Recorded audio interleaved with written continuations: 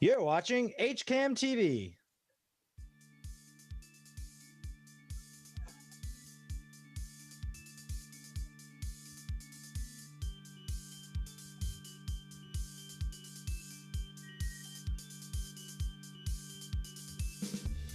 Hello, Hopkinton, and welcome to the Hopkinton Hangout Hour. I'm your host, Mike Terosian. Today is Monday, October 5th, and we're going to have a little rerun for shows today. I'm going to start off with DPW Director John Westerling, who's going to give us an update on all things road and trash and fun stuff like that. And then we're going to follow up with Chief Joe Bennett and town clinician Ashley Scionti, and hear about their jail diversion program. So that's coming up next. But first, I want to tell you about a couple shows coming up. We have the HCAM Sports Talk on Wednesday at 3 o'clock. At 7 o'clock on Wednesday, Matt Clark will be hosting a Hopkinton Hangout Hour. HCAM News on Thursday at 6:30, followed by a new edition of The Gathering in Quarantine, where Terry Malisi is going to put together a presidential dinner. And then we'll have Keep Moving on Friday, followed by the church service on Sunday. So let's get on to this meeting and talk to you soon. We are very blessed to have with us DPW Director John Westerling, who's going to give us a little update on what's been going on around town and what we should be expecting, what we see on the roads. We're going to talk a little trash, we're going to talk a little water, talk a little sewer. He does it all. So we're going to talk that. Next half hour, we're going to reach out to Sean McCullough. We're going to find out, more of the town's COVID update, as well as today's flu clinic, how that went and everything.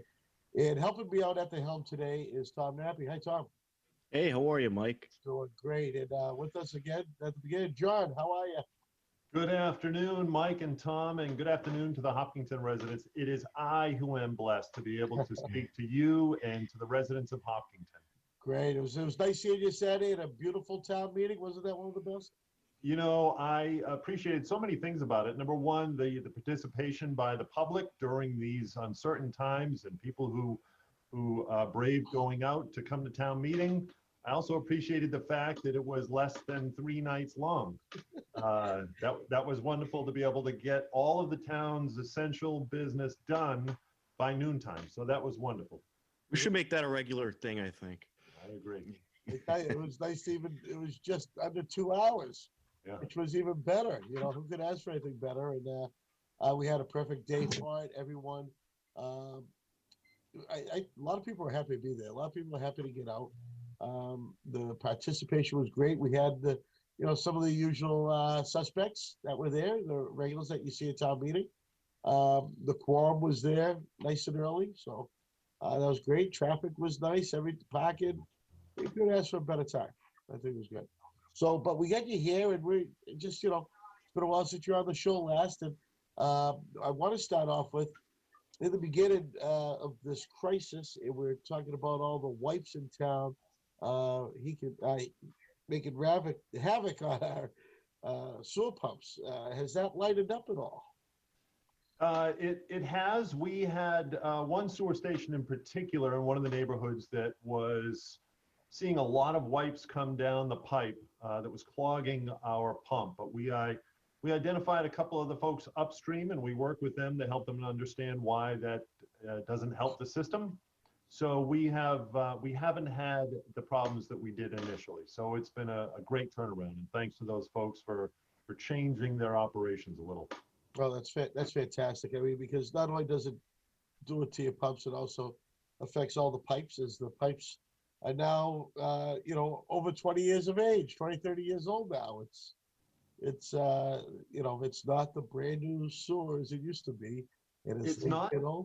It's not, but it's still relatively young, relatively new for sewer pipes. There are some communities that have old clay pipes that, they are 50, 70 years old. Oh, sure. And ours are mostly the PVC, the pipe, which has a very smooth interior. So even after 20 years, it's still very smooth on the inside, and they flow very well. We've had very few problems, especially recently, with any blocked pipes. So that's a credit to our customers who are making sure that they're putting the right things down the pipe and not the wrong things. Yeah, yeah. And also a credit to our crew that's making sure that the system is running clean and smooth and we don't have any problems. I tell you, for a water department, water and sewer department, I still just say water, but for the water and sewer department or division, is division a better word? Division. All right. So that division with the number amount of guys, the maintenance that you are still able to pull off and handle emergencies and so forth is incredible. I mean, back in the day when I was pumping, I used to go and pump out all the manholes on that low pressure main that ran all the way up, from Oakhurst down to Saddle Hill Road and so forth. Used to clean those out all the time, and just seeing them constantly out there. And I'm not talking just painting your hydrants and whatever. I mean, they're doing some serious look at preventive maintenance that I think helps in the long run. And it's not just helping them from having problems at 3 o'clock on a Friday, but it's also helping the town, because if the sewer main backs up, that's a bunch of houses affected. So we are very fortunate. This community's blessed to have a very dedicated crew, the highway side, but the water and sewer side as well that you just mentioned. Under the leadership of Eric Carty, who's the manager for the water and sewer department, we have 5 employees in the water division and 2 employees in the sewer division. And you hit the nail on the head. It's that preventative maintenance to make sure that water quality exceeds all the standards, that we don't have any issues. I mean, we're in the midst of a drought, and they're doing a great job of managing our resources to make sure that we've got that adequate water supply to provide to the community. But they do a great job all around making sure that this community is served by those essential services that everyone depends on a daily basis. We're very fortunate in that we get to impact the lives of everyone in the community on a daily basis by all the things that we do. So we hold, it's an honor to serve here.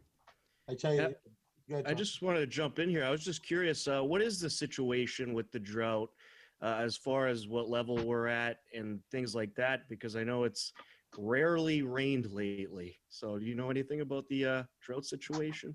We are in desperate need of rain. If you can get us any, we would love to have some.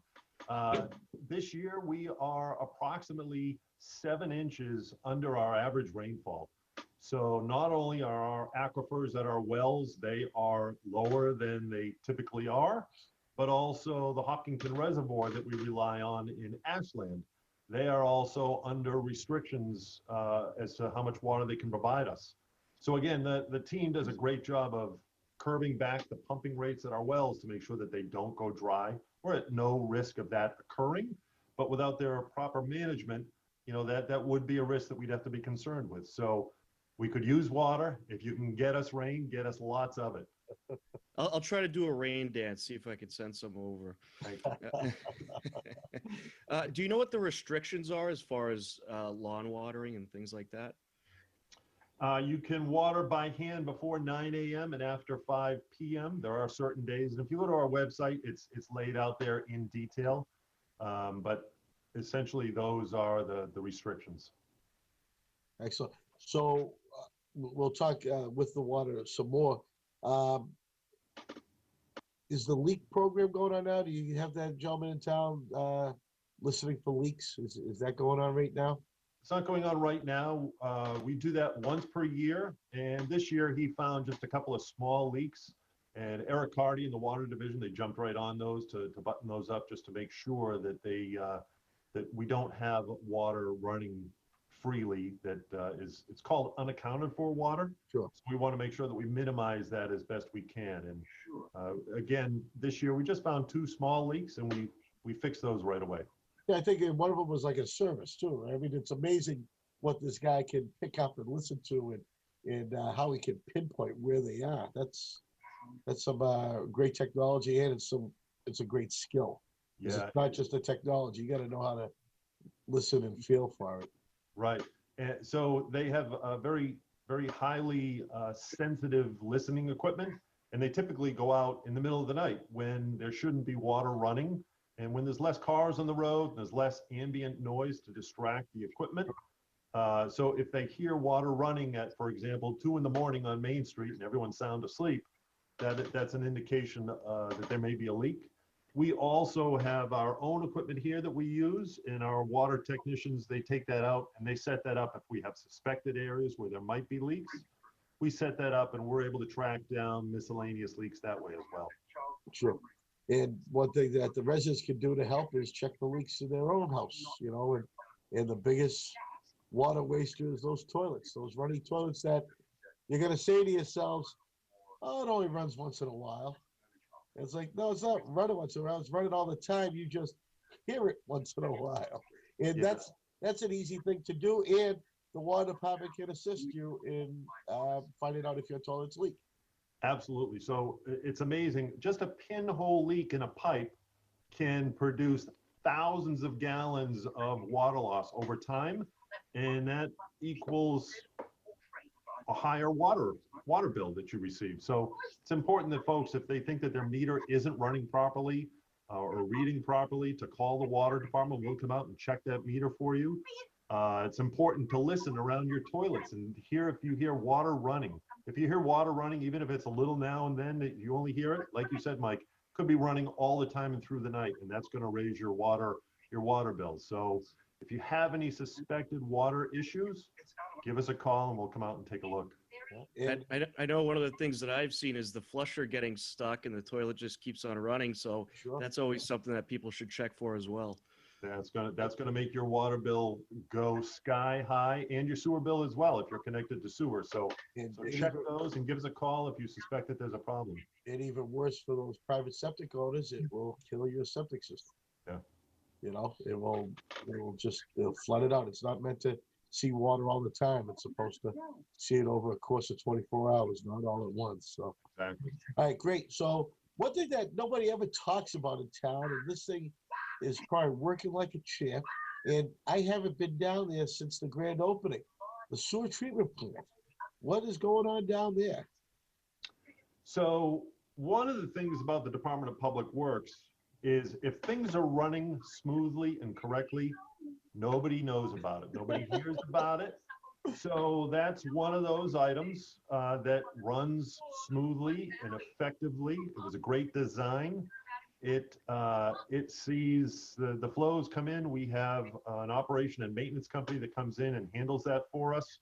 You have to have certain licenses. Certain So we licenses. have, Whitewater out of Auburn. They are our operation and maintenance company for that. It's running perfectly. If you want to come down and take another tour, it looks essentially the same. It's kept very clean and it runs very efficiently. So we're very happy with its operation. And the only reason why I say we don't hear about it anymore, it's leading up to the time that it was built, designed and built. Hopkins was in trouble with getting rid of their water because all our water was going to Westboro. And then we were just got the license to go to Milford, get South Street to go to Milford, but we still had to cut down the water coming out because of the law is you need to discharge in where you get it from. You can't send it out of town anymore. Hence why, you know, like the town of Holliston will never have sewer. There's no place to put a treatment plant. You know, they were supposed to go to Charles River many, many years ago, and they said, no, we're not going to do it. So they get all this pipe in the ground in the downtown, but it don't go anywhere. So, but the reason I said that is because it's like, oh yeah, we're producing so much sewer, and then we got all this new building in town, and you never hear anything about, hey, we need an addition to the sewer plant. So the sewer plant is running at where it belongs, and it'll last us for a while. It absolutely is. And again, that's thanks to the management of Eric Cardy of the Water and Sewer Division and the 2 employees in the Sewer Division to make sure that that's operating smoothly. We haven't had to flow sewer to Milford in probably a year plus, only because of, well, partly now because of COVID-19. So a lot of those office buildings, they don't have as many people in there washing their hands and flushing the toilets as they used to. So any of the sewer that's coming off of South Street, we're able to send that through our wastewater treatment pumping station here right outside the DPW, which was modified and updated, let's say 4 or 5 years ago. So that we don't have any issues there. And it pumps it through a common pipe that splits when it gets out to Saddle Hill, Yeah. Fruit Street. And the majority of it goes over to Westboro, and the minority of it goes over to Fruit Street. So we're not having any issues with those overflowing or surcharging. Again, they're kept nice and clean and operate very smoothly. And so, and of course, if everyone knows, that pump station next to the DPW, that is the main pump station. Everything leaves town or goes to Fruit Street via that station. So wherever you are in town on sewer, everything has to wind up there. And so the increase of flow coming from Legacy in the whole east side of town, those pumps are keeping up in your station at the DPW? So all of Legacy Farms, they built their own treatment facility. Oh, that's what it is. All right, so they have a treatment plant. Yeah, if you go down Clinton Street, just after you go past Legacy Farms, on the left-hand side of the road as you're headed out of town, on the left-hand side, it looks like a large red barn. Oh, that's it. That's their sewer treatment facility. So that handles all of Legacy Farms. So I guess I am gonna need a tour. Love to give you one. Bring the video cameras, we'll show you around. Yep, that'd be great. So you have that, you got the well over there as well. So they're all set, everybody's doing good. All right, so now we got all those pipes on the ground. So we covered water, we covered sewer. And I know that the downtown corridor project's starting, and I know that's not basically you, but it does affect your operation in some manner, correct? Well, that's absolutely correct. They opened bids for that on September 1st, and they're currently evaluating the bids that were submitted, and MassDOT and the town's engineer, VHB, will work together to determine the contractor who wins that bid. And we probably won't see any physical work on the ground until next spring after the marathon. Fingers crossed that we'll be able to hold the marathon. The only work that you might see out there now, well, there's two things going on. One is Eversource Gas. They put a gas line in Main Street last year. So what they're doing now is they are making the connection between the new gas main and the old gas main, with all the side streets and with all the businesses and residences along Main Street. So that's like the work that we see here today? There you go, perfect. That's right on Main Street at Pleasant Street. So that work is going on. They want to get that work completed so that they're done and out of the way before MassDOT's contractor comes in for Main Street. Also, Niche Engineering is out there, and they're laying out the baseline for the actual work that will occur over the next couple of years. And that would be almost like you do what I had. There you go. There is, and MassDOT is there overseeing their work. That's correct. Yeah, so they're surveying, they're laying out the baseline. The baseline is essentially it's points on the ground that tie back to the plan so that when they're out there, they know exactly where they are on the ground with respect to the plans. Excellent. And so now this is going on. I'm sure the highway will come out and check, make sure that, doing the trenches right and so forth, and, still protecting the town's interest as all this work goes on.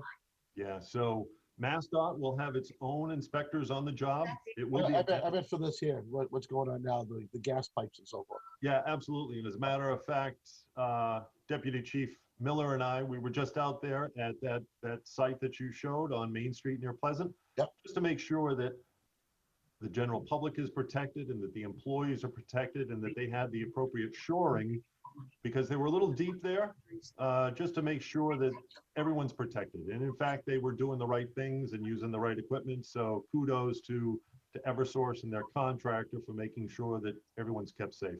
Yeah, and just last week too, we had this here going on up by the common. Yeah, that's the same operation, same contractor, same work. So again, there's the old gas main that runs down the street. This is the new gas main connecting into the old, so that they can abandon the old one, activate the new one, and provide gas through that newer, larger pipe. So here's a big question for you, and I'm not sure if you have the answer for this. This is when we get Dave on the show, hopefully next week or so, Dave Del Toro. The abandoned gas mains, they just leave them there, or are they or is there plans in this project to take them out?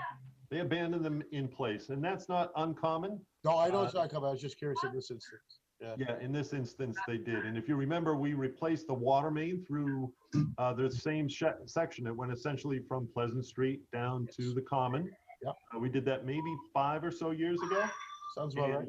And the old water main was abandoned in place. We did the same thing on Cedar Street. It's a lot more cost effective to leave the old pipe in place. Did they? Oh, absolutely. Did they run into any of the old wooden main that used to run in town? They did not, to my knowledge. Okay, I was just curious because I know I think there's a little something left on Haven Row here somewhere. Yeah. Of remnants of an old wooden water main. Interestingly enough, do you know why they call hydrants water plugs? I'm a firefighter. I absolutely know why. Oh, of course you do. But tell Tom why. Tom doesn't know. So the old wooden water mains, they used to drill a hole and get the water out to put out a fire. And in order to stop the flow, they would take a plug and plug the hole. Like a big cook, Tom. Yeah. Ah, okay. And then like if there's another fire, they just knock the plug out. Yeah. And they would use the water there to fight the fire. Yeah. So that's why they call those fire plugs. Ah, okay. That's a good one, John. You're giving away your age. Yeah, You had us all convinced you were 29, and now you messed it all up. Okay, so the other thing I want to talk about, which we haven't heard, and it's been a long time since we had you on our show talking trash. It's been a while since you talked trash. And Well, he might behind your back, Mike. yeah, that's true.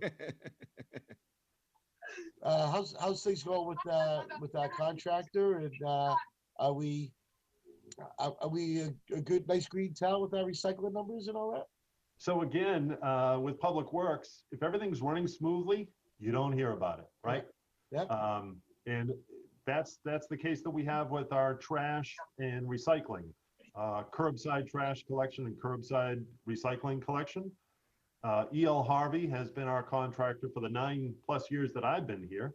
Sure. And I think they're in their 3rd year of their current 5-year contract, doing a fabulous job for the community. They are very responsive to the needs of the community. It's rare and infrequent that we have any complaints of missed trash or recycling. And as far as a green community, yes, we are a very green community. We recycle at the curb. We also have a recycling center, and we had to suspend the operations over at the recycling center for a short period during COVID, the initial stages of COVID, but we have reopened that. So that's open every Saturday from 7:30 to 3. And folks are welcome to bring over their excess recyclables, or if you're not part of the curbside collection program, bring your residential curbside recyclables over there and drop them off. And then E.L. Harvey takes those and incorporates them into their recycling system. That's great. And I remember when recycling came to town, because I've only been here a few years. And when it came to town, the recycling center was actually at the old DPW garage, right behind where you are now. And it was more like an event. It was every Saturday morning. When it first started, it was every other Saturday. And it was like an event. It was like, you go down here, let's see who's down here. And it would take me at least 35 minutes just to recycle, some newspapers and some cardboard, only because it was a big social gathering. And that's how it started. And it's grown into one heck of an operation. I mean, I went, I remember the little green bins, and you used to have to cut your cardboard down like this. You had to tie your newspapers. Now you just throw everything in a big bucket. It's awesome. You wanted to talk trash. Can I segue for just a second to make sure that I get one of the topics out that I wanted to discuss? I need to hear it. Absolutely. It's a 4-letter word. We went from talking trash to a 4-letter word, and the 4-letter word is snow. We are, You had to say it, really? yeah, I mean, it's only September 17th, but winter is right around the corner where it comes for Yeah. winter preparations and all that we have to do, getting our equipment ready. We've got our materials contract in place for our salt. We got a great price this year. Uh, what we need help with, and we needed help last year, but we need help from the community with plow contractors. So last year they were very hard to find, and anywhere you went, even on 495 of the Mass Pike, there were signs up, people asking for plow contractors. Yes. They're very hard to find now. So we're going to be putting out an advertisement soon, but if anyone knows of anyone with a truck, or if you have a truck with a plow on it, you want to help out this winter, Or a please piece of give us a equipment? call. Pardon me? Or a piece of equipment? Loader, That's what I'm talking about. Is that if you have a backhoe with a plow on it, if you have a loader with a plow on it, if you have anything else with a plow on it that'll push snow, give us a call. We'll have an advertisement in the paper coming out. You'll see our variable message board out front with a request for plow drivers and plow contractors. We need that help. So it's not too late to talk snow, not too early to talk I snow. tell you, well, I think it is, because I know we're just out of Labor Day, and you mentioned the big four-letter word, and I can't stand it. But for plow, let me tell you something. For plowing for this town for 23 years that I did, you couldn't ask for a finer bunch of guys and girls to work with, because it's a team effort. You know, you're giving your route or whatever. You have trouble, you wouldn't believe the help that you get. It's always great, and I loved it. I enjoyed it. I miss it. Come back. Come back. It's like blood money. I'm too old for that. Let these kids do it. But absolutely, you get out there, and you get a decent truck, decent backhoe with a plow. Get out there, plow. You're in this town. It's not even so much a job. It's what I felt about it is, you know, I was doing my thing for the community, and I just enjoyed it. Took pride in my streets, made sure everyone was taken care of. I see that poor guy. I see the poor guy shoveling at the end of his driveway. He's almost done, and here I come with a big windrow. And what do? I stop and I go around him. I never push him in. You always treat the residents nicely, and Nice. that's what all these guys do too. Yeah, You know? and the residents treat us very well also. We're blessed in the days that you were here. I don't know what the DPW facility was like, but now all the trucks are inside. So when you show up and you do your job, it's a warm truck. It's not covered in snow and ice. You don't have to wipe it off. During the break time, we've got a warm facility to come into. It's clean, it's safe. The town also supports us with great equipment. We've got a great fleet that the team does a great job of maintaining that, keeping it running smoothly. So we're very fortunate in that the town supports our operations for snow removal and everything else we do, but related to winter, we're in a much better position than the days that you used to plow, Mike. No, absolutely. And I tell you, it was nice. I mean, like you said, the residents are fantastic. I had one in particular that used to come out after I go by her house and came back. She's out there in the driveway with all these baked goods for us. Nice. And I used to have to bring them down to the highway barn for everyone to enjoy. The residents are fantastic, always supportive. And again, it was all a team thing that we did, because we took pride in the town. It wasn't just so much, oh, look at all the money we're making because we're fighting snow. And, it's great. And yeah, you did bring it up, and now I'm a little reminiscent. But I wish you didn't. Now I'm going to be looking up in the sky and seeing what's going on out there. Snowball is quite a ways away, but again, our preparations start well in advance. Oh, absolutely. Yeah, you're always ahead of the curve, which is great. And you're keeping the trucks looking good, too. I mean, they're pretty. It looks like a fire truck going down the street, all nice and clean. It's nice having that wash bay down there. That's good. Yeah, the wash bay helps out. And again, under the management of Mike Manser and the highway department, the guys do a great job of maintaining the fleet, keeping it clean, making sure that it's running. We're having all the trucks actually inspected now, our annual inspection. And the guys have prepared those trucks so that we've got, as of this morning, there was only one license plate light that was out of the entire fleet that's gone through checking so far. So the guys do a great job. That's Of keeping outstanding. those all running safely and effectively and efficiently. Well, John, on behalf of this town, thank you for what you do, and thank you to everybody, the men and women of the DPW, the services that you provide. Again, they go unnoticed because everything's nice and clean, everything's easy, the roads are smooth, everything's good. So that means you're doing your job, and thank you from all of us.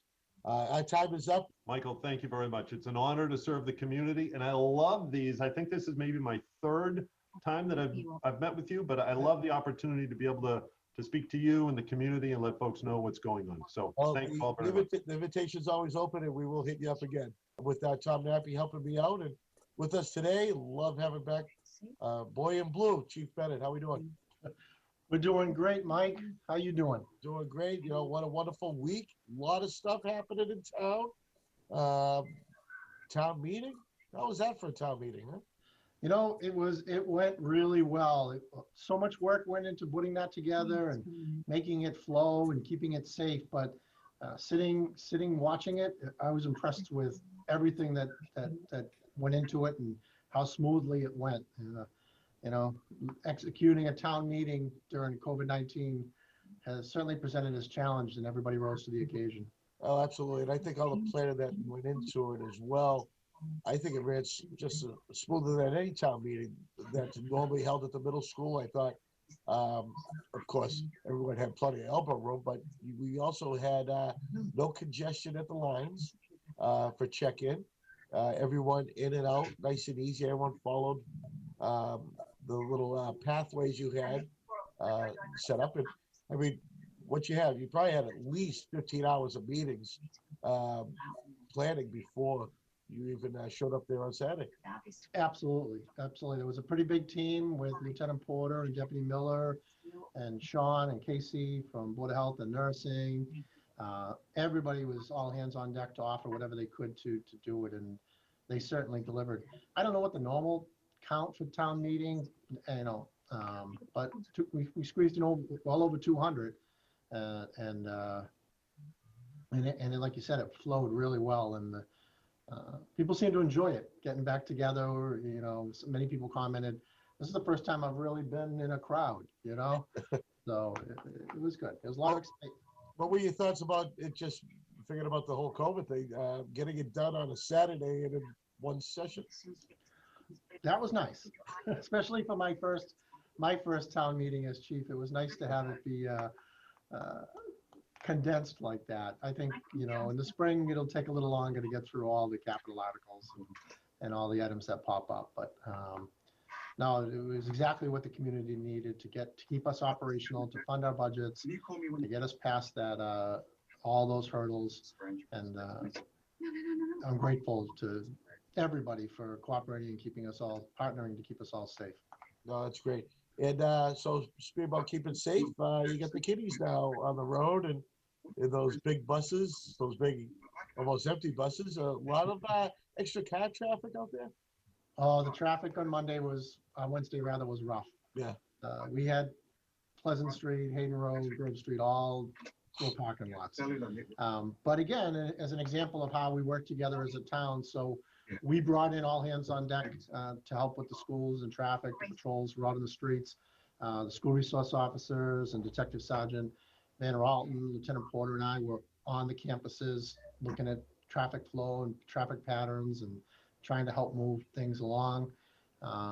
We repeated on Thursday with the new group of people coming because the days are alternating. Yep. So today we're happy to report that through some subtle changes that we made and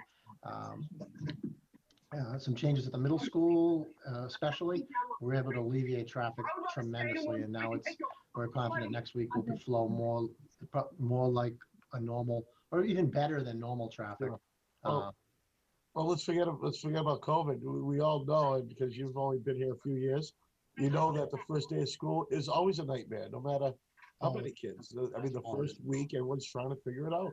And it's not so much the traffic patterns as well. It's just everyone wants to be early. It's the first day. Everyone's out there, and no one's not quite sure what they're going to do or what to expect. And you guys, you pulled it off. I mean, I'm glad I was out of town when that happened. Well, if you were in town, you would have been in town for a while. Yeah, that's it. So, That's what's nice about working at Ashland sometimes. So, Yep. but anyway, so we get that all done. Kids are in there. Everything's going smooth. But the main reason we got you here, we can reminisce all we want, but main reason we got you here is I want to talk about your jail diversion program. I'm so happy to talk about it. Um, One of the things, is that radio interfering? That was my radio. I'm sorry. All right. So, this is something I'm really excited to talk about. It's been here for about 5 years. It's a big part of the national conversation on policing and police reform. And I'm so excited to come in and reassure the community that we're on top of this and we've been doing it for a long time. I must concede that it appears we weren't good enough at promoting it. And all the good work that we do for wellness between Board of Health and Youth and Family Services, and the seniors, where there are a lot of programs in the community that we want to really educate the public on. To that effect, John Alcott had come long before COVID and said we need to develop a program to educate the public more on the services that are available. Our biggest fear is that someone might be suffering in silence, because they're afraid, they don't know who to call and they're reluctant to call the police. But rest assured, we're your one-stop shopping. If you don't know the answer to a question, call us. Our dispatch communication center, Mike, Yeah. it trains to triage a call and get the appropriate response, whether it's Youth and Family Services, the building department, or whatever resources in the community. You guys know how to connect people. Right. Really Right. do. And that's your first time. It's just like any kind of service. That first contact on the phone, that's what's going to make or break a call. Any kind of thing. But the big thing, so on the jail diversion program, you said it's been here for 5 years. I thought this was something new. Now, I know a little bit what goes on in town, but like you said, I'm more on the red side than the blue side. So, of course, I don't know about all your programs, but Right. tell me exactly what this does and how it works. And we'll let Ashley explain it. So, whatever you want to do. All right, I'll just kick off and get my talk. My personal joy in the program. I really want to communicate that because I'm really passionate about this program. It really does deliver the next level of care to the community, and especially those in crisis and those in need. So Ashley is embedded in our community through a program that we call ASH. It's a partnership with Ashland, Sherman, and Holliston, and it's sponsored by the Bureau of Justice Assistance grants through the Department of Mental Health, where we partner with advocates. And that's the high level stuff, and Ashley will get into what she does. But really what it does here is it puts Ashley in our cruisers going to calls. She is one of your first responders. If people call in crisis or with a psychological or maybe a substance abuse problem or something where you might need someone that has a little more training and need to speak more about from a care level. Ashley, she's in the training room right now. She's in my conference room, but she's in the training room. She runs downstairs, jumps in a car, and goes to the call. She is a first responder, and for me, the program, I've watched this change our culture, our mindset about handling these substance abuse and mental health calls. I like to say it created a cultural paradigm shift. And it's amazing the way the officers, once they became comfortable and through exposure to the clinician, and Ashley can talk about how she trains them on an ongoing basis, how she trains us on an ongoing basis. It really has changed everything. Before, we used to respond to someone who was in crisis, and the tools we had was to inadequately Section 12 them, or send them to the hospital, which didn't offer enough information to really give the person assessing at the hospital the right information they needed, or we would arrest them for disorderly or disturbing the peace, which served only to stop the crisis in the moment, but really didn't serve the people, didn't serve the families, didn't serve the person in crisis in any real way of value. An hour later, the family would be down picking the person up, and they're no better off for it. But now this person has a criminal record and they have to go to court. And then we can talk later on about, after Ashley goes over all that she does. I mean, the impact on all of the services that she helps and saves the use of resources is astounding. So with that, So, Ashley, you do a lot. This is great, and it's nice to put a face to the term clinician. As Chief mentioned, I'm a dispatcher myself, and I hear call wait for the clinician for these calls or whatever. So it's nice to put a face to the actual title. Absolutely. Thanks for having me here today. So you're in there. You're at the police station. So what is your day like when you go to work? What is it that is what is it that you're gonna have to do? Yeah, sure. Yes. Okay, sure. Can you hear me? Yep. All right. So yeah, I come in and I usually start my day by, like you said, going to dispatch, letting them know that I am here, participating in roll call, and in roll calls, I think something that's awesome about our program too is that we provide both formal and informal training to the police. So by me going to roll call, I might be able to do more formal trainings with the officers, more like in-service trainings. And then informally, me being along with the officers responding to calls, they learn through our observations and my way of working with individuals. So I think that's a huge and really awesome benefit within working with our program too. Then, as we know, with the officers, it's just more than law enforcement. There, before you were available and the service was available, they were the social worker, the best that they could, and but it must help the person in need when they see someone like you instead of an officer, uniform and a guns, with them. It must. I don't know if it brings a more calmness or what, but your role there, again, you're going first up with the cruiser, with the officer, and you show up to the call, and they make sure you stay safe, and you're just able to do your job, which normally is the kind of care that the person is supposed to get after. If you weren't around, the person would try to get that care after we'll say the Section 12 or the PC or whatever they do. So, but you're there hitting them first. Correct, right. And what we know is that after a year of having a clinician embedded within the program, within the police department, the officer attitudes have changed, towards individuals with mental illness. There was a shift, a positive shift, where officers felt more confident in working with individuals and like handling calls involving mental health, but also they self-reported being less authoritative or authoritarian, like in their attitude and kind of their demeanor.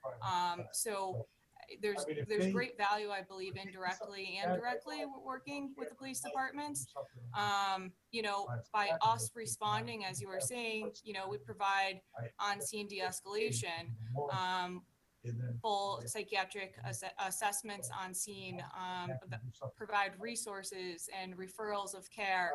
But there's, a variety of different calls that we might be utilized within, not so much even just mental health, but suicidal, homicidal ideation, psychosis. You mentioned a little bit upon it, Mike, but like in-cell assessments, substance use, overdose, domestic violence. We could even be called to a call involving a car accident and provide support to, bystanders or, whomever was involved within that car accident.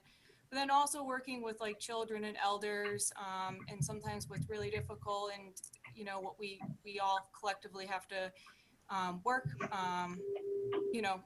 maybe respond to is death notifications. So providing support to family in those situations as well.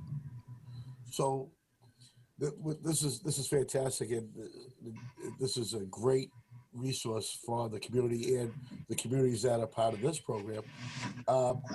Would you also be there for the officers? Let's say it was that really bad call, that the officer had. Would you work to help them, or was that saved for the CIST? Right, right. So you're talking about like debriefing and such Yeah, like that. yeah. I mean, there's great value to debriefing. We're all humans, right? And we Sure. all have emotions and dealing with things. So debriefing is very beneficial. Oh, that's great. And Mike, if I could add to that. yeah, please. So you know how reserved public safety people are about getting into their emotions. Part of the way we do what we do and see what we see is because we compartmentalize it, Right. and we deny it, and we stuff it in the back of our head until it comes out in troubles down the road. But what I like, and as a chief and as someone that it's my job to care for everybody here. Right. They know Ashley. I think in a moment, I think that any one of the officers or any one of the people in the building would be comfortable just walking over to her and having a conversation that they wouldn't if pushed into a situation with a stranger. I think that, those debriefings work great, but it takes time to get that comfort level. It takes time to get there. Right. And I just seeing her walking around and interacting with the officers, it's obvious that they trust her. They have full faith and trust with her. And that goes a long way. And actually, I like going out there in the afternoon after my hard days, and she resets me so that I can go and be normal. Chief, you put on the best term, reset. Yeah. Because exactly. being in this job, a reset is needed. Yep. And it's not. I mean, you don't have to do it every day, but it's nice when it's needed to have that little reset. And one thing that I love about this program here it's just one person. It's not like you have a regional team of clinicians that, all right, I need a clinician, boom, and then they're here for you. And one day you got Joe, next day you got Bill, next day you got Amy, next day you got whatever. You have that continuity of one person. So there's your trusted report. It's just, lack of a better term, another partner on the team. Absolutely. But what you don't see, just as you look at the image of me, I have a tremendous amount of resources and staff behind me. Ashley brings that to the table as well. The company that she works for, the service that we've contracted, is expansive. Ashley, maybe you can speak to what you bring, what you can refer to in your organization, and all that they actually stand behind you with. Sure. Yeah. I mean, like I had briefly mentioned before about something that we are able to provide is the referrals for level of care. I guess what I would say is that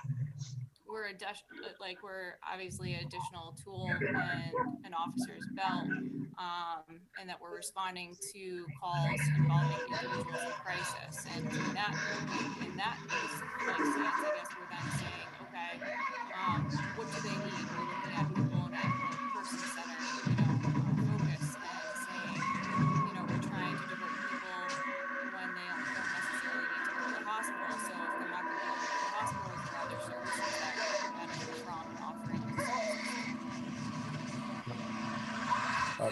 Ashley, I was just curious if you could talk a little bit more about how you ended up in this role and a little bit about your background. Absolutely. So my background is I have a master's degree in social work. A lot of my background is working with youth. And honestly, I'm very passionate about my work. I'm very passionate about working with individuals, and honestly, the fast-paced, go with the flow, and it's kind of like, how could I best help this person? What can we do? How can we look at this? And I really enjoy working with not only my team within Advocates, but then also each one of my departments and all the officers that I, work with on a daily basis. So it's really gratifying work. And, like I said, I'm so passionate about it.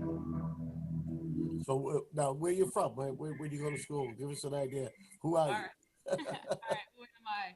All right, so for undergrad, I went to Anna Maria College in Paxton, where I received my undergrad degree in social work. And then I went on to grad school, which was at Wheelock, and that's where I got my MSW. And I've been in the role for over a year now, just over a year. And yeah, I'm loving every day of it, really. In what other departments? I know Chief mentioned again. What other departments are you working with? Sure. So we were actually the first regional program, which was in 2015. And so our ASH program stands for Ashland, Sherborne, Holliston, and Hopkinton. Oh, so it wasn't named after you then? Okay, just No, but it kind of works out. okay. That's a So I great. want to ask you, can I ask a question, Mike? Of Ashley? Yeah, take over. You can be host. Why not? So, people have watched cops and they get a camera and they're riding in a car and, but a lot of people never get that opportunity to really experience what it's like to go to a call or what it feels like, when you were new here. Mhm. So you get a call, you put on your bulletproof vest, you run downstairs.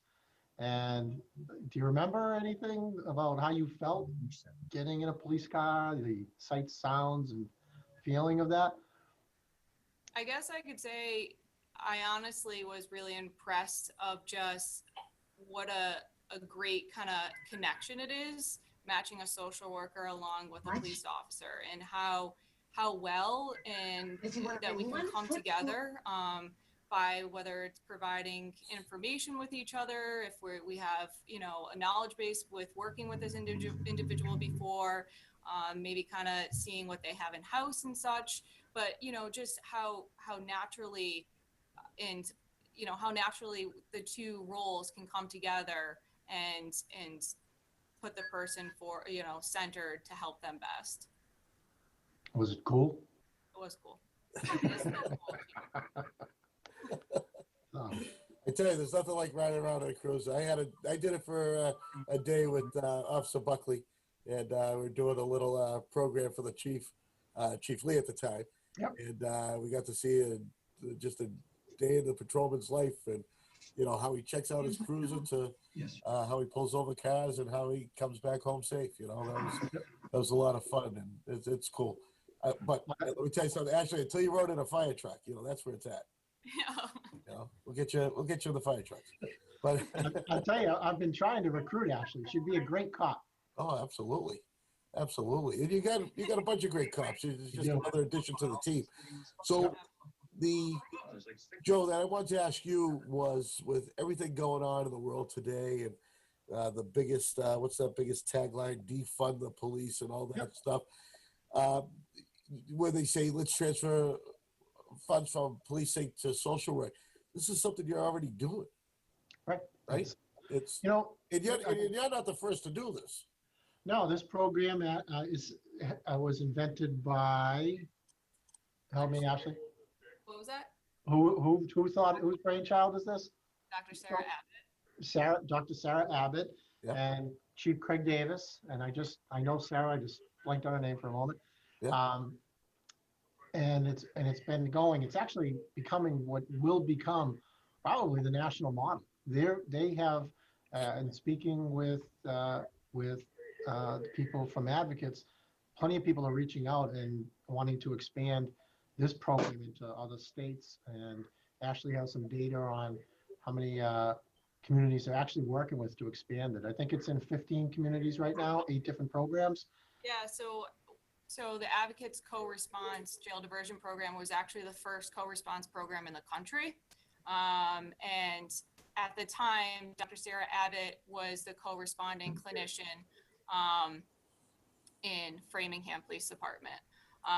So we're currently, we currently have 8 programs in 15 communities, which are highlighted right here. Yeah, That's thank you, awesome. Tom. And this is the Advocates website, advocates.org. You can find out more about the jail diversion program. Sure. Yep. You can go to jaildiversion.org is our direct website, and as well going through Advocates. Good job, Tom. There you go, Tom. So, and the reality of it is, we did this we're ahead of this because of creative use of a Bureau of Justice Administration grant, the Berry grant, which is used for all sorts of things, Yes. including testings and things, and in conjunction with the Department of Mental Health in the state. So this program costs us almost nothing. You know, I don't want to put a number out there, Right. but Right. it's pennies for what we get back, and that's because of the federal funding and the grant. So I'm hoping that if anybody's listening, if you want to put money somewhere, let's get some money into these programs and copy this model. Don't tear this apart. Don't look to defund this program because this model works, and we have data, and we can show you. People are interested in how to do this. Come on by. We'll show you. You know, you don't have to make anything up or try experiments. It's tested. It's proven. It just hear it on my end too, Joe. The when the calls are coming in, and then you hear the clinicians in, just by me being there in the control room, you hear the difference, that the outcome of the call. You know, normally it's, all right, I'm coming back with one, here's my starting mileage, or section 12 to Natick or something. You know, it's I mean, I've seen the difference. Yep. Since I mean, they brought the what's better than that? We go to a family in crisis that they don't know who to call. They call the police. The police bring a resource, and that family member or that loved one stays in the community, but their care has begun. They've been given immediate on-site care. They might have had an evaluation. They have referrals. They've been given the resources and what they need to move forward. Some of these people are just in a moment in a long-term problem, and sometimes it's a matter of just jump-starting that care. And this is a layman's explanation of it. Sure. But for many people, it's their first time, and they don't know how to navigate this system, and they don't know how to get resources, and they don't know the contacts. You know, and in a matter of an hour, all that's jump-started. And, you know, keeping someone in the community is the ultimate success. Dragging someone away and putting them in the cell block is an ultimate failure. Right. You know? So now, of course, Ashley, you're not there 24 hours a day. So you have like some office hours at each town, and then you're just, you know, on call. Is that how that system works?